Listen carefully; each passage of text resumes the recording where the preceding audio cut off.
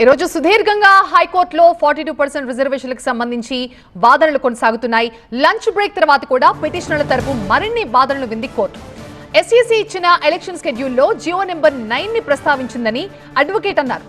జియో ద్వారా చట్టాలను సవరించడం ఎలా కుదురుతుందని పిటిషనర్ల తరపున అడ్వకేట్ వాదించారు. చట్టాల సవరణ శాసన వ్యవస్థ ద్వారా మాత్రమే జరగాలని, ఎలక్షన్ షెడ్యూల్లో ఎస్ఈసీ జియో ప్రస్తావన చేయడం తప్పు అని వాదించారు పిటిషనర్ తరపున అడ్వకేట్. ఎన్నికలు పంచాయతీరాజ్ చట్టం ప్రకారమే జరగాలని పిటిషనర్ తరపు అడ్వకేట్ వాదించారు. ఇక ఆ తర్వాత ప్రభుత్వ వాదనలు కూడా మొదలయ్యాయి. 4 గంటల పాటు పిటిషనర్ల వాదనల అనంతరం ప్రభుత్వం తరపున వాదనలు కూడా మొదలయ్యాయి. అన్ని రాజకీయ పార్టీలు ఈ బీసీ రిజర్వేషన్లు సమర్థించాయన్న విషయాన్ని ప్రభుత్వం ఇక్కడ ప్రస్తావించింది. చట్టాన్ని ఎవరూ కూడా ఛాలెంజ్ చేయట్లేదు, చట్టం ద్వారా తర్వాత జారీ చేసిన జియోనే ఛాలెంజ్ చేశారని ప్రభుత్వం వాదిస్తోంది. జియోకి కారణమైన చట్టాన్ని సవాల్ చేయకుండా జియోని ఛాలెంజ్ చేయడం కుదరదు అని ప్రభుత్వ వాదన. రిజర్వేషన్ల గరిష్ట పరిమితి 50% దాటకూడదని రాజ్యాంగంలో ఎక్కడా లేదు అంటోంది ప్రభుత్వం. సుప్రీంకోర్టు ఆదేశం మాత్రమే ఉంది ఆ ప్రకారం అని చెప్తోంది. డేటా ఆధారంగా ప్రభుత్వానికి శాసన వ్యవస్థకు నిర్ణయాధికారాలు ఉంటాయని ప్రభుత్వం చెప్తోంది. ఇక ఎంపెరికల్ డేటా ఉంటే 50% క్యాప్ పెంచవచ్చన్న తీర్పులు కూడా గతంలో ఉన్నాయని, 2018లో తెలంగాణ పంచాయతీరాజ్ చట్టం పాస్ అయిన సమయంలో ఈ కసరత్తు జరగలేదని ప్రభుత్వం చెప్తోంది. 2019లో ఈడబ్ల్యూఎస్ 10% రిజర్వేషన్లు దేశవ్యాప్తంగా అమల్లోకి వచ్చాయని, రిజర్వేషన్లు 50% దాటి అదనంగా 10% అంటే 60% దాటినట్లుగా ప్రభుత్వం చెప్పింది. పిటిషనర్లు చట్టాన్ని సవాల్ చేయడం లేదు, జీవోపై మాత్రమే వాదిస్తున్నారని ప్రభుత్వం అంటోంది. బిల్లులు పాస్ చేసే విషయంలో చట్టసభల్లో భిన్నాభిప్రాయాలుంటాయి, కానీ రిజర్వేషన్ బిల్లుపై ఏకాభిప్రాయమే వ్యక్తమైంది సభలో అని ప్రభుత్వం చెప్తోంది. తెలంగాణ ప్రభుత్వం డోర్ టు డోర్ సర్వే నిర్వహించింది. 1,00,000 మంది ఎన్యూమరేటర్లు సమగ్రంగా ప్రతి ఇంటికి వెళ్లి సర్వే నిర్వహించారని అభిషేక్ మను సింఘ్వి ప్రభుత్వం తరపున వాదించారు. శాస్త్రీయంగానే సర్వే నిర్వహించడం జరిగింది. అనేక రంగాలకు చెందిన నిపుణులంతా కూడా ఈ సర్వేలో భాగస్వాములయ్యారన్న విషయాన్ని ఆయన గుర్తు చేశారు. ఇక డేటా ఫోర్జరీ అని పిటిషనర్లు అనుకుంటున్నారేమో అని ప్రభుత్వం అంటోంది. మార్చి 17న చట్టం చేసి మార్చి 22న గవర్నర్ కి పంపామని ప్రభుత్వం చెప్పింది.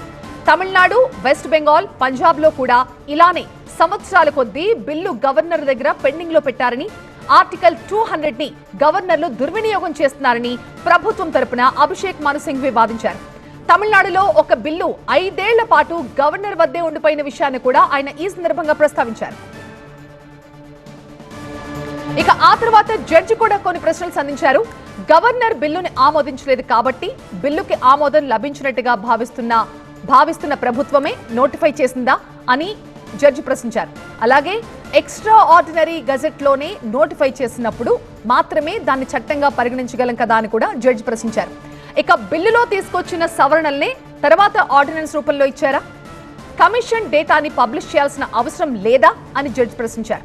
ఇక ప్రజల నుంచి అభ్యంతరాలని ప్రభుత్వం ఆహ్వానించిందా? ఈ మేరకు కూడా కొన్ని తీర్పులు ఉన్నాయి కదా అని అనేక ప్రశ్నల్ని కోర్టు కూడా ప్రభుత్వాన్ని సంధించింది.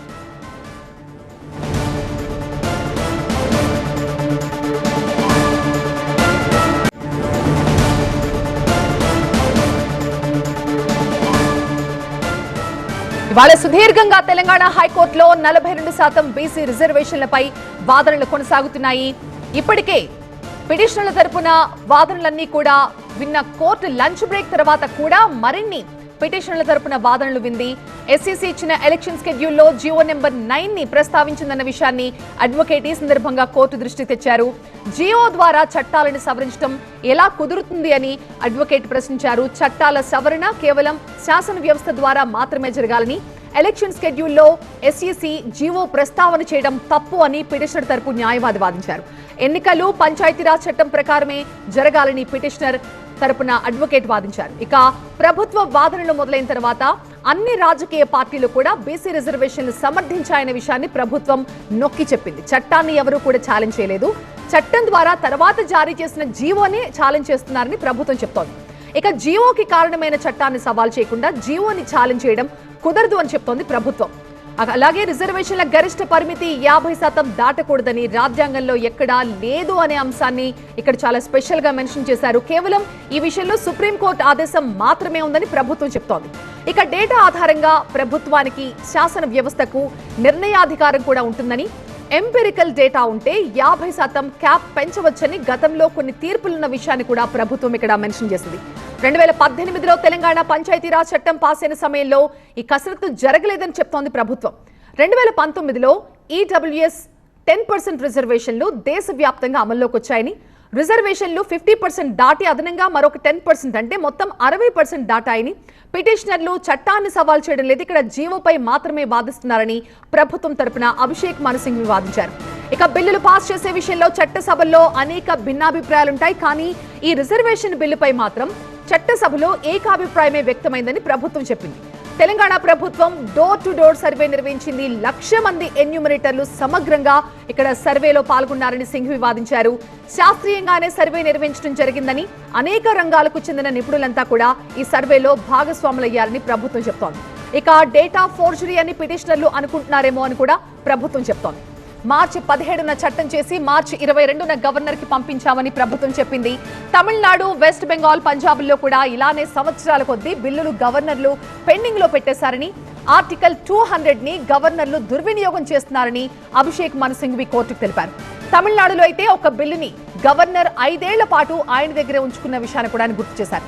ఇక ఇదే సందర్భంలో జడ్జి కూడా కొన్ని ప్రశ్నలు సంధించారు ప్రభుత్వానికి.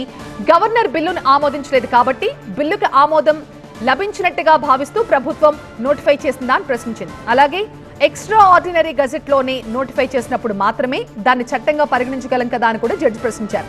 ఇక బిల్లులో తీసుకొచ్చిన సవరణల్ని తర్వాత ఆర్డినెన్స్ రూపంలో ఇచ్చారా? కమిషన్ డేటాను పబ్లిష్ చేయాల్సిన అవసరం లేదా? పబ్లిష్ చేసిన తర్వాత ప్రజల నుంచి అభ్యంతరాలను స్వీకరించాలి కదా, అలా జరిగిందా? ఈ మేరకు కొన్ని తీర్పులు కూడా ఉన్నాయి కదా అని జడ్జి కూడా ప్రభుత్వాన్ని ప్రశ్నించారు.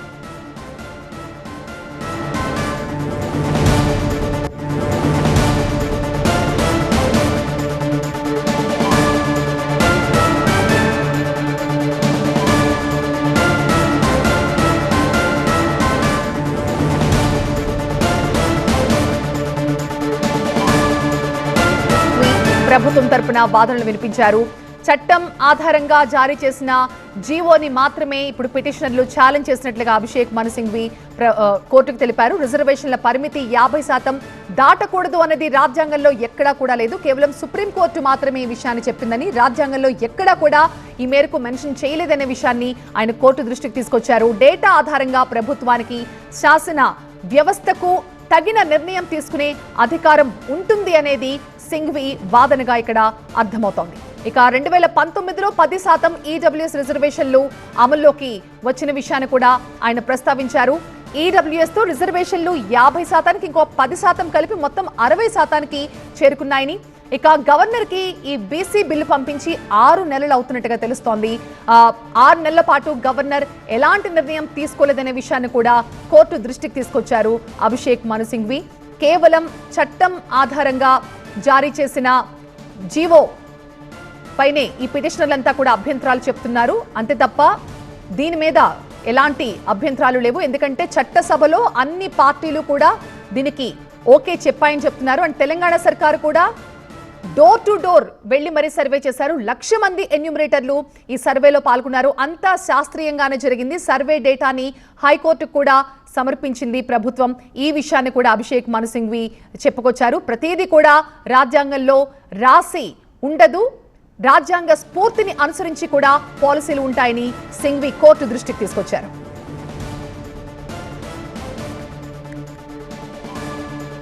ఇక ఇదే సమయంలో ప్రభుత్వం వాదనలు విన్న తర్వాత జడ్జి కూడా కొన్ని ప్రశ్నలు సంధించారు ప్రభుత్వం మీద. అదేంటంటే గవర్నర్ బిల్లును ఆమోదించలేదు కాబట్టి బిల్లుకి ఆమోదం లభించినట్టుగా భావిస్తున్న ప్రభుత్వం నోటిఫై చేసేసిందా అని ప్రశ్నించారు. అలాగే ఎక్స్ట్రా ఆర్డినరీ గజెట్ లోనే నోటిఫై చేసినప్పుడు మాత్రమే దాన్ని చట్టంగా పరిగణించగలం కదా అని కూడా జడ్జి ప్రశ్నించారు.